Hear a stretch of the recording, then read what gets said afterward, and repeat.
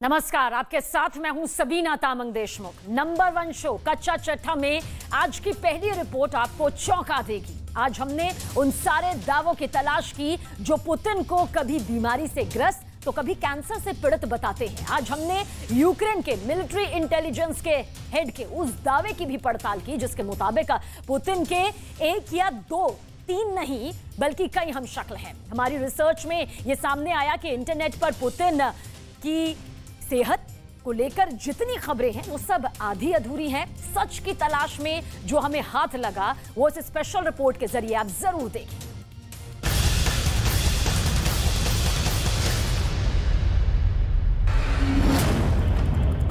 Putin number 1, Putin number 2, Putin number 3। इन तस्वीरों में रूस के राष्ट्रपति व्लादिमीर पुतिन की असली तस्वीर कौन सी है? 1, 2 या 3? या ये तीनों ही पुतिन नकली हैं? सवाल है कि फिर असली पुतिन कहां है?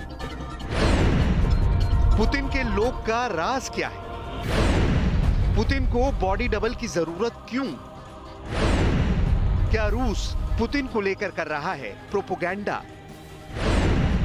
क्या पुतिन है 7 ताले के भीतर बंद? पुतिन को जान का बहुत बड़ा खतरा है।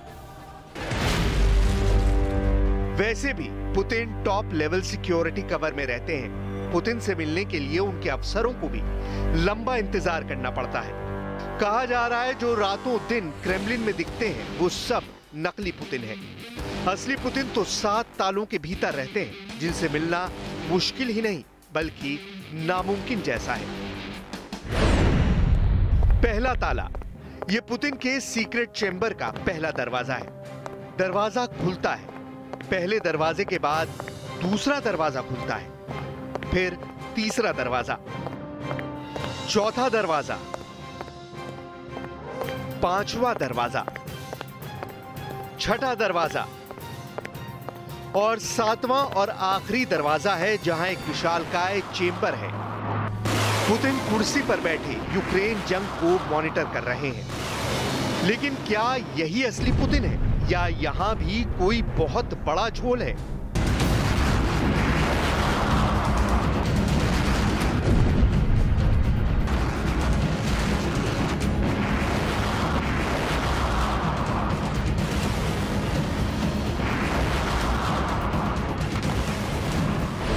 सवाल है क्या वाकई पुतिन के 3 हमशक्ल तैयार किए गए हैं? अगर ये सच है तो 3 हमशक्लों के बीच किसके हाथों में है रूस की कमान?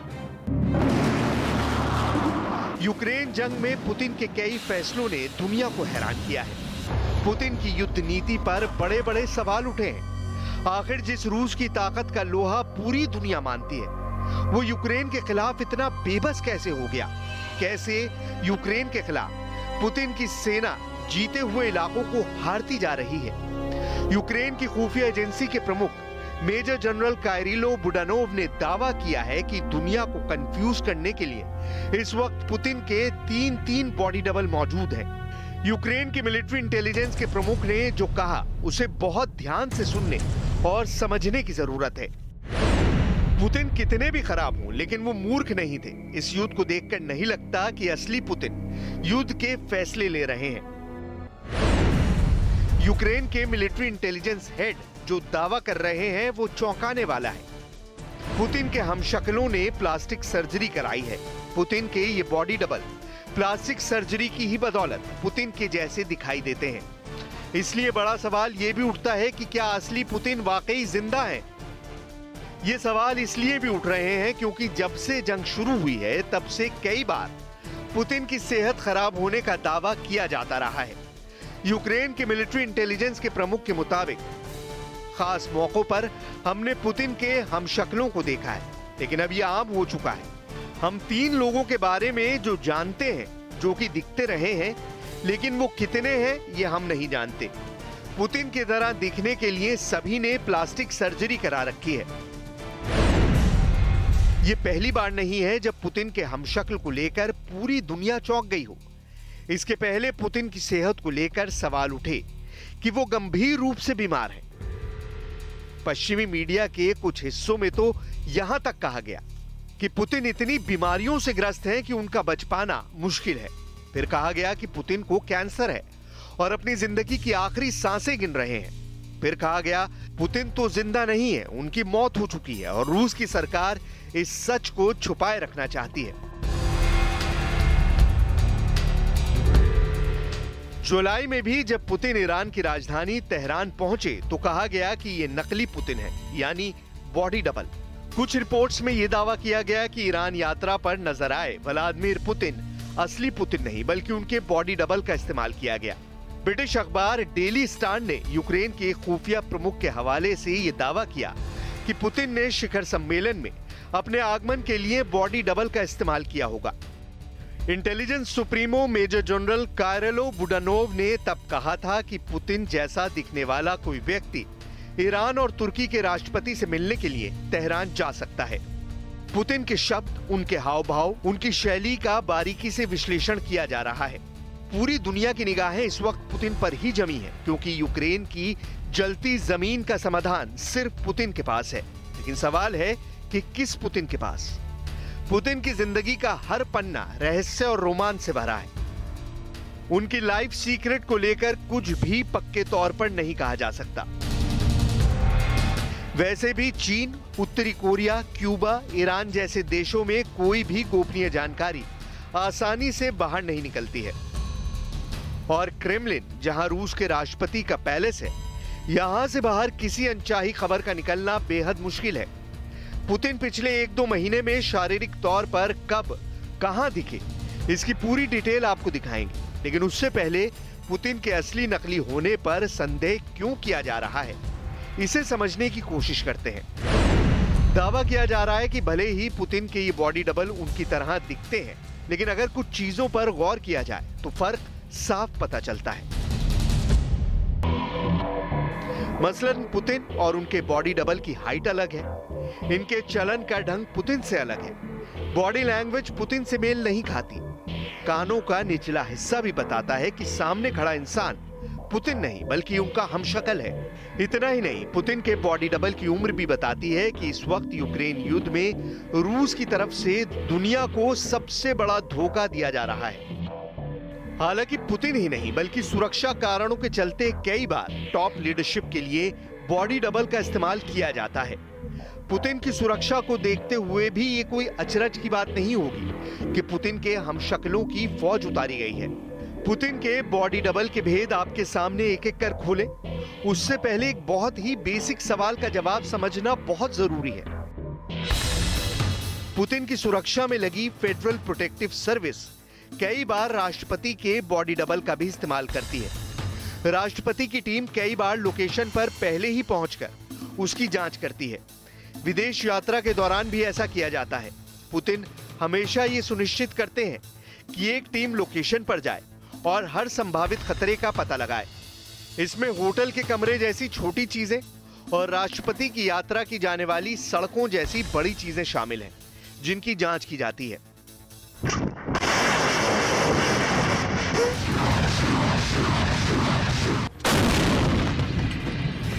रूस यूक्रेन युद्ध से इस वक्त पूरी दुनिया खौल रही है। पुतिन के परमाणु हमले को लेकर कभी हां कभी ना की नीति ने न्यूक्लियर वॉर को लेकर पूरी दुनिया में हड़कंप पैदा कर दिया है।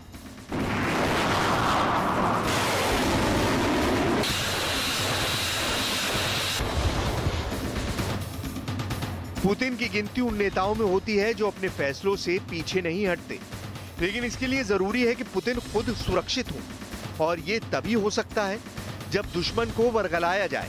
लेकिन सवाल तब खड़ा होता है कि पुतिन फिर फैसले कैसे ले रहे हैं, क्योंकि अब तक की जंग में पुतिन जैसे योद्धा के फैसलों का गलत होना कोई सामान्य घटना नहीं है। इसलिए ये भी सवाल उठता है कि कहीं पश्चिमी मीडिया की इस रिपोर्ट में कोई सच्चाई तो नहीं कि असली में पुतिन अब जिंदा ही नहीं। लेकिन युद्ध के बीच इसका ऐलान करने का मतलब होगा युद्ध में रूस की हार, जो रूस कभी नहीं चाहेगा। रूस ये भी नहीं चाहेगा कि पुतिन के अभाव में उसकी सत्ता अमेरिका के सामने नतमस्तक हो जाए। लिहाजा संभव है कि पुतिन का बॉडी डबल इस्तेमाल किया जा रहा हो। मॉस्को में रेड स्क्वायर में परेड के दौरान पुतिन को एक कंबल के साथ देखा गया था। इतना ही नहीं, उनके गाल और चेहरे परेड के दौरान सूजे हुए दिख रहे थे। हाल ही में बेलारूस के कर्ता धर्ता अलेक्जेंडर लुकाशेंको से मुलाकात के दौरान भी पुतिन के बीमार होने का दावा किया जा रहा था।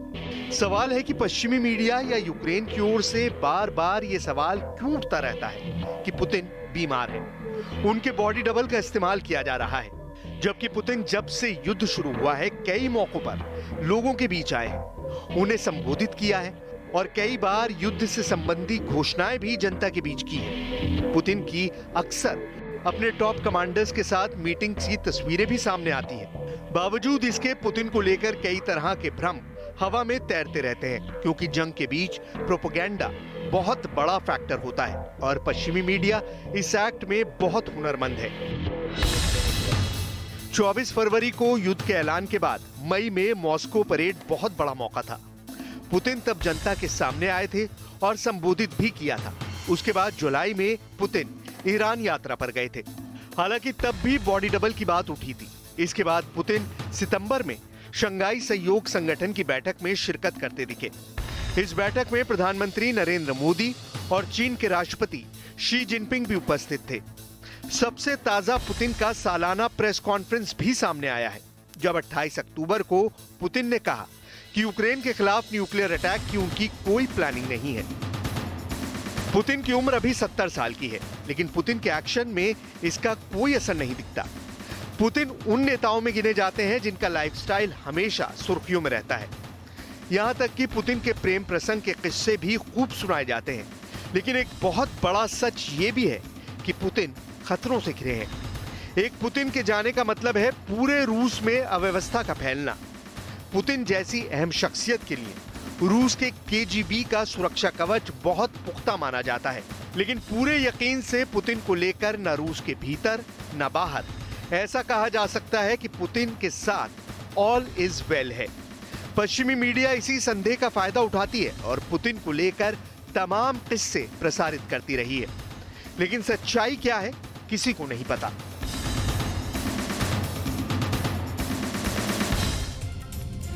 पुतिन ने कीव पर चुन चुन कर ऐसी लोकेशन पर हमले किए कि कीव के अंदर बहुत बड़ा संकट पैदा हो गया। एक तरफ यूक्रेन के 40 लाख से ज्यादा घरों में बिजली नहीं है और दूसरी तरफ अब कीव के 80% घरों में पीने का पानी तक नहीं है। आखिर ये पुतिन की कौन सी स्ट्रेटेजी है जिसने यूक्रेन में एटम बम के हमले से भी बदतर हालात बना दिए? देखिए हमारी स्पेशल रिपोर्ट के जरिए।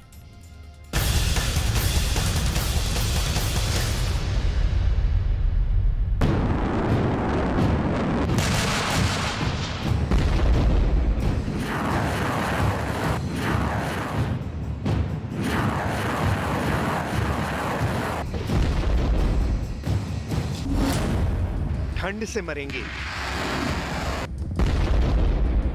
भूख से मरेंगे, प्यास से मरेंगे, जल कर मरेंगे, पानी में डूब कर मरेंगे।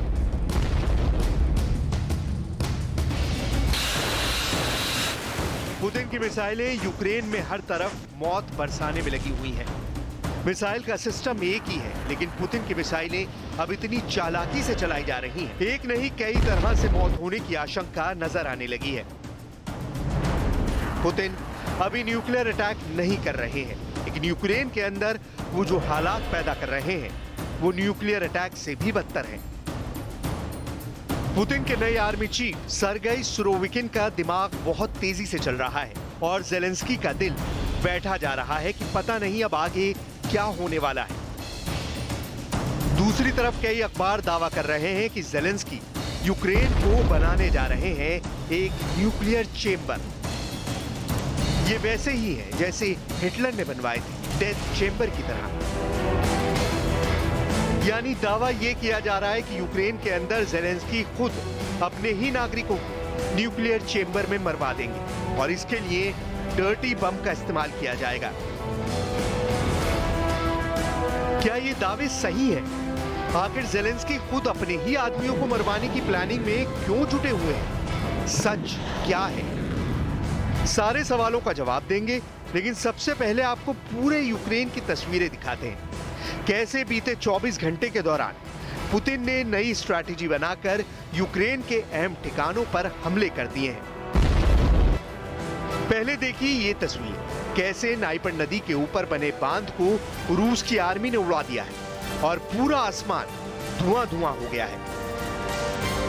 ये एक और लेटेस्ट तस्वीर देखिए, नाइप्रो के पास टॉकमाक में रूस ने S-300 से अटैक किया है। 31 अक्टूबर को सुबह 7 बजे से यूक्रेन पर हमले शुरू किए गए और कुछ ही घंटों में पूरे यूक्रेन के अंदर क्रूज मिसाइलों से 50 हमले कर दिए गए। ये हमले X-101 और X-555 मिसाइल से किए गए।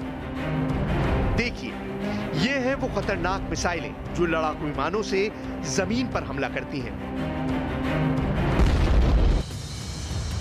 ये मिसाइलें 400 से 500 किलोग्राम के बीच में होती हैं और 5500 किलोमीटर के दायरे में कहीं भी अटैक कर सकती हैं।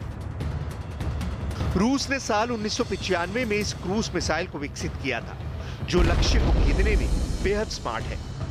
पुतिन ने एक मिसाइल अपने हथियार गोदाम से निकाली है, X-555 मिसाइल। यह मिसाइल भी रूस के हथियारों के जखीरे की सबसे खतरनाक मिसाइलों में से एक है।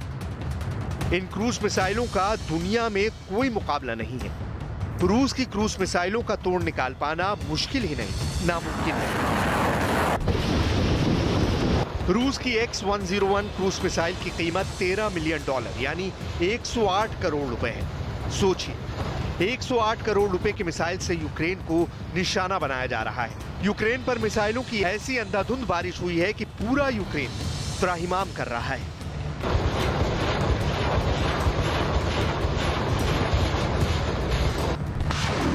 पूरे यूक्रेन में कुल 50 मिसाइल हमले हुए हैं, लेकिन इनमें से 10 हमले यूक्रेन की राजधानी कीव के अंदर किए गए। रूस के मिसाइल हमले इतने अंधाधुंध और जबरदस्त थे कि एक मिसाइल यूक्रेन के बाहर मालदोवा नामक देश में जाकर गिरी। हालांकि इस मिसाइल से मालदोवा के अंदर अभी किसी की मौत की खबर नहीं है, लेकिन जिस तरह अंधाधुंध मिसाइल अटैक हुए हैं, समझना मुश्किल नहीं है कि पुतिन के सब्र का बांध अब टूट रहा है। अब सवाल ये उठता है कि आखिर अचानक पुतिन ने इस ताबड़तोड़ हमले का आदेश क्यों दिया। दरअसल रूस ने यूक्रेन पर यह आरोप लगाया है कि ब्लैक सी के अंदर रूस के फ्लीट पर यूक्रेन की तरफ से हमला करवाया गया है। इस हमले का बदला लेने के लिए पुतिन ने कीव और यूक्रेन के अंदर क्रूज मिसाइलों के हमलों की झड़ी लगा दी।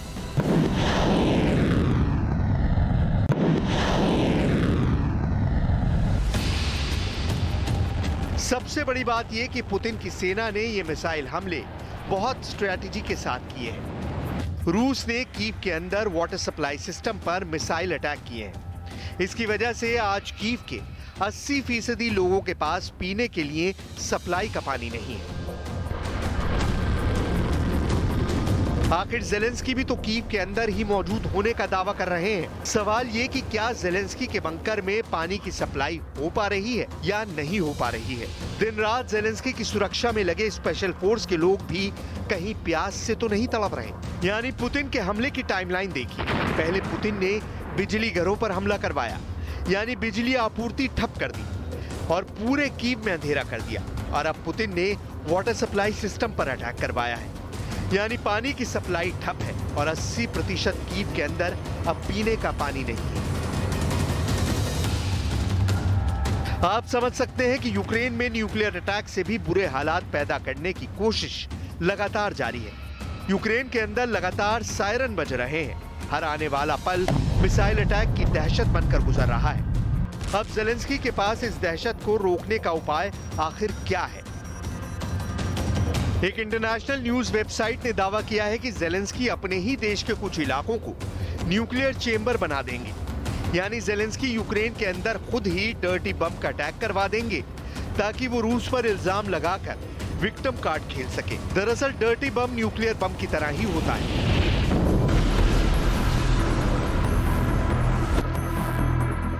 डर्टी बम एक ऐसा बम है जिसके अंदर न्यूक्लियर बम की तरह रेडियोधर्मी पदार्थ होता है।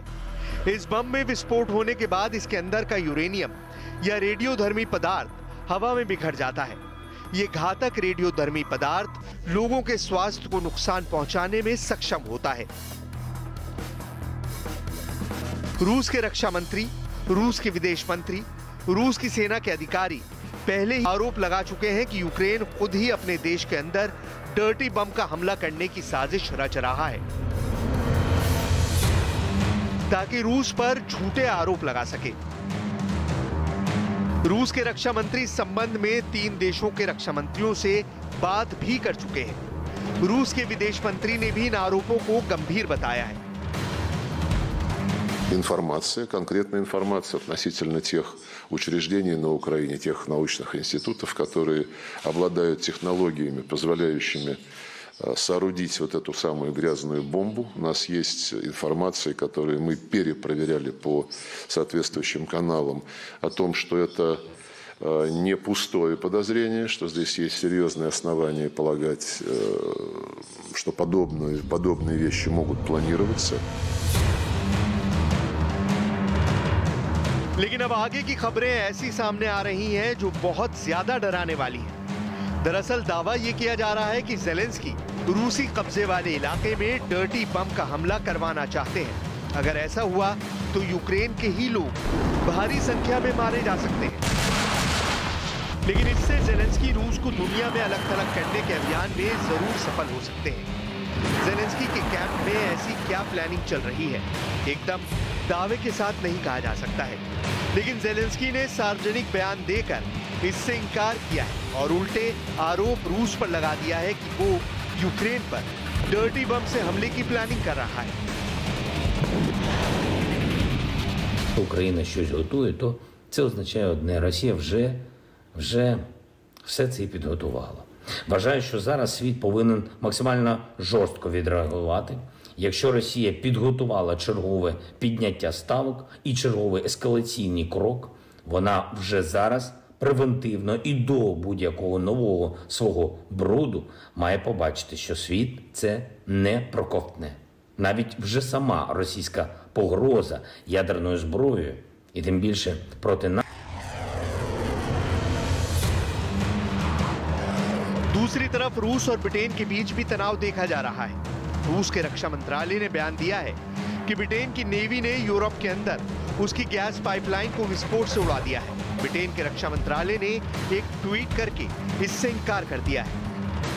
This is all about Russia losing in Ukraine and trying to shift the narrative to move the war into the non-conventional space. We saw this already with a false flag suggesting that Ukraine was building weapons of mass destruction, dirty bombs.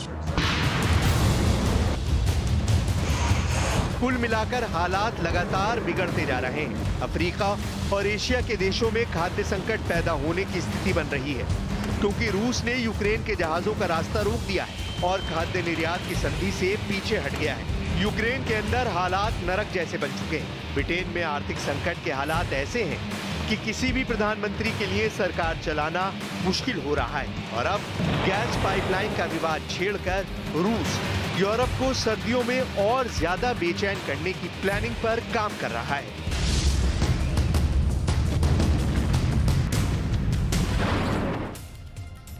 Crimea में Sevastopol naval base पर हुए हमले के 48 घंटे के बाद रूस ने एक बार फिर यूक्रेन पर भयंकर मिसाइल हमला कर पूरी दुनिया को आखिरकार दहला दिया। और इसके साथ साथ एक रूसी न्यूज एजेंसी ने यह सनसनीखेज दावा किया कि सेवेस्तोपोल नेवल बेस पर हुए ड्रोन अटैक में अमेरिका भी शामिल है।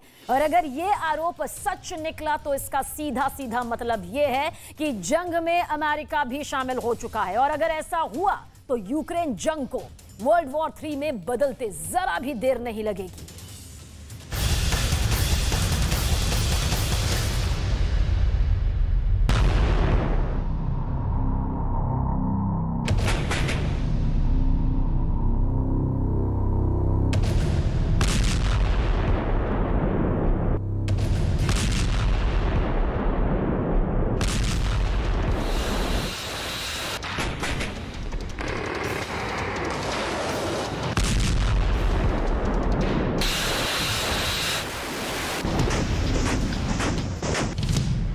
जंग के दौरान रूसी अखबार का अमेरिका पर संगीन आरोप।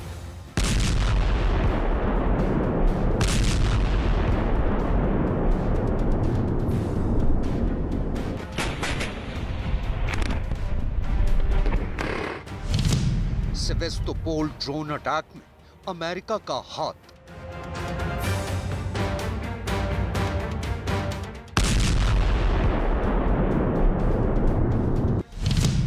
यूक्रेन जंग में अमेरिका हुआ शामिल।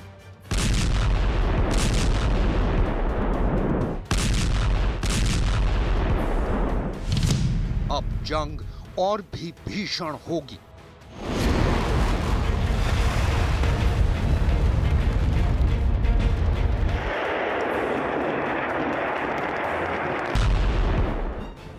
रूस और यूक्रेन के बीच जारी जंग थमने के बजाय और भी तेज और भी भीषण होती जा रही है। आलम यह है कि इस जंग में कभी रूस तो कभी यूक्रेन हावी होता नजर आता है।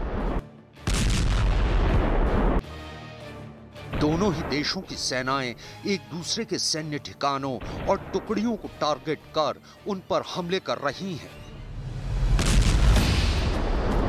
ऐसी ही एक तस्वीर 29 अक्टूबर को दुनिया के सामने आई।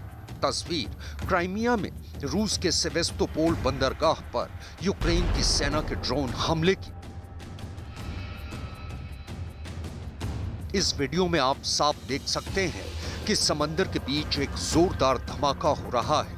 दरअसल यही वो ड्रोन अटैक है जिसके बाद गुस्से में रूस ने यूक्रेन के साथ अनाज निर्यात संधि तोड़ दी है। रूस का आरोप है कि यूक्रेन ने सेवेस्तोपोल में उसकी ब्लैक सी फ्लीट पर हमला करने के इरादे से कुल 16 ड्रोन भेजे थे। इनमें 9 ड्रोन और 7 अनमैन्ड मैरीटाइम व्हीकल यानी अंडर वाटर ड्रोन थे। रूस के मुताबिक उसने यूक्रेन के भेजे तमाम ड्रोन को नष्ट कर दिया था।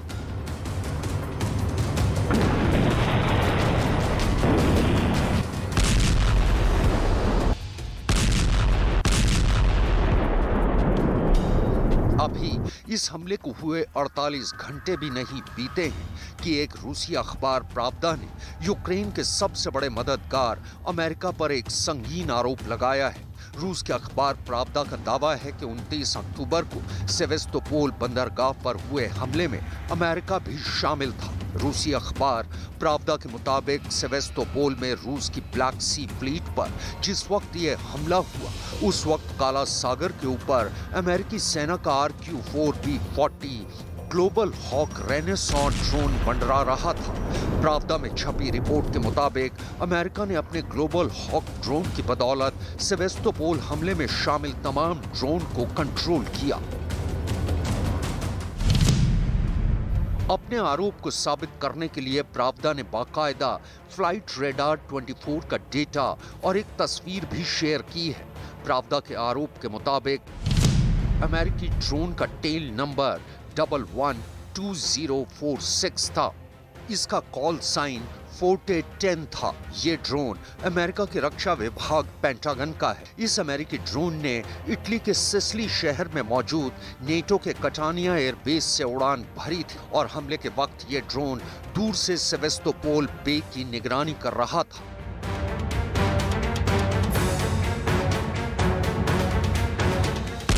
हालांकि रूस ने अभी तक अमेरिका पर सीधा आरोप नहीं लगाया है, लेकिन रूस के रक्षा मंत्रालय का ये जरूर कहना है कि अमेरिका और नेटो जंग में अपने joint surveillance target attack radar system और एयरबोर्न वार्निंग कंट्रोल सिस्टम के जरिए भी यूक्रेन की मदद कर रहे हैं। इसी वजह से रूस ने 18 अक्टूबर को अपने एक हमले में यूक्रेन का एक आउटर स्पेस सिग्नल सिस्टम नष्ट कर दिया था।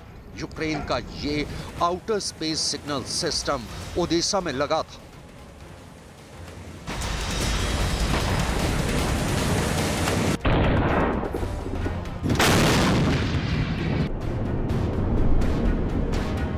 फिलहाल तो अमेरिका पर यह आरोप रूस के एक बड़े अखबार और न्यूज एजेंसी ने लगाया है, लेकिन अगर यह आरोप सच निकला तो इसका सीधा सा मतलब ये निकलता है कि जंग में अमेरिका भी शामिल हो चुका है। यानी अब ये जंग रूस और अमेरिका में लड़ी जाएगी और अगर ऐसा हुआ तो यूक्रेन जंग को वर्ल्ड वॉर 3 में बदलते जरा भी देर नहीं लगेगी।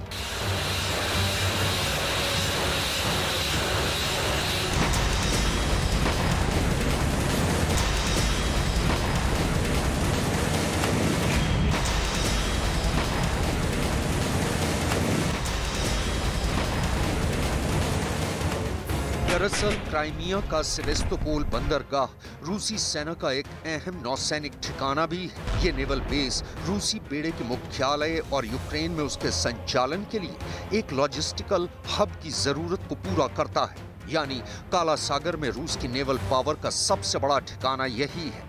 रूस के कब्जे वाले क्राइमिया के सेवेस्तोपोल को हालिया दिनों में कई बार निशाना बनाया गया है। सेवेस्तोपोल पर हुए ड्रोन अटैक के लिए रूस ब्रिटेन को जिम्मेदार मानता है।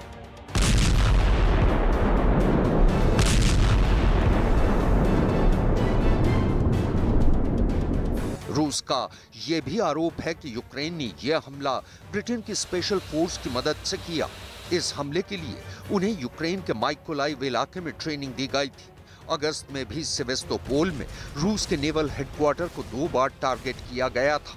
इसके अलावा रूस ने यूक्रेन पर यह भी आरोप लगाया है कि नॉर्ड स्ट्रीम 1 और 2 पाइपलाइन में हुए विस्फोट के लिए भी यूक्रेन ही जिम्मेदार है और नॉर्ड स्ट्रीम पाइपलाइन पर हमले में भी ब्रिटेन की नौसेना की स्पेशल फोर्स ने यूक्रेन की मदद की थी।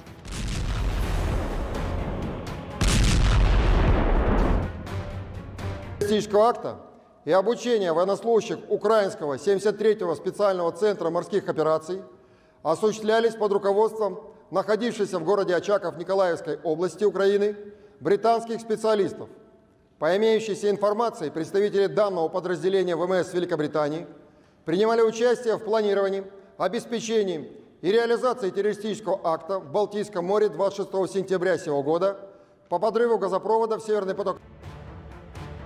जंग के दौरान डीपीआर यानी डोनेत्स्क पीपल्स रिपब्लिक आर्मी के लेफ्टिनेंट कर्नल आंद्रिय बेवस्की का आरोप है कि यूक्रेन की वायुसेना के लड़ाकू विमान डोनेत्स्क के रिहायशी इलाकों को AGM-88 हार्म एंटी रेडिएशन मिसाइलों से निशाना बना रहे हैं। अपने दावे को साबित करने के लिए उन्होंने बाकायदा हार्म मिसाइलों के टुकड़ों की कुछ तस्वीरें भी सोशल मीडिया पर शेयर की हैं। आपको बता दें कि AGM-88 हार्म एक एयर टू सरफेस मिसाइल है। ये एक एंटी रेडिएशन मिसाइल है। इसके अलावा इसे अटैक एंड डिस्ट्रॉय मिसाइल भी कहा जाता है। AGM-88 हार्म किसी भी रेडियो सिग्नल को पकड़ अपने टारगेट को नष्ट करने में सक्षम है। AGM-88 हार्म का इस्तेमाल दुश्मन के रडार को नष्ट करने के लिए किया जाता है। AGM-88 हार्म का वजन 360 किलोग्राम होता है। AGM-88 हार्म को खास तौर पर नेटो के लड़ाकू विमानों के लिए डिजाइन किया गया है। ये 2.9 मैक की रफ्तार से उड़ान भर सकती है। इसकी ऑपरेशनल रेंज 225 किलोमीटर है। रूस के रक्षा मंत्रालय का दावा है कि वो यूक्रेन की दागी कई AGM-88 हार्म मिसाइलों को नष्ट कर चुका है और अपने दावे को साबित करने के लिए रूस के रक्षा मंत्रालय ने एक लिस्ट भी जारी की है। रूस के रक्षा मंत्रालय की इस लिस्ट के मुताबिक 29 अक्टूबर को रूस के एंटी एयर डिफेंस सिस्टम ने 8 हार्म मिसाइलें नष्ट की। इससे पहले 25 अक्टूबर को 3 हार्म मिसाइलें तबाह की गई। 23 अक्टूबर को 1, 22 अक्टूबर को 3 और 21 अक्टूबर को 2 हार्म मिसाइलें नष्ट की। रूस का दावा है कि यूक्रेन खेरसोन में भी AGM-88 हार्म मिसाइलों के हमले कर रहा है, लेकिन इनमें से ज्यादातर मिसाइलों को उसके एयर डिफेंस सिस्टम तबाह कर चुके हैं।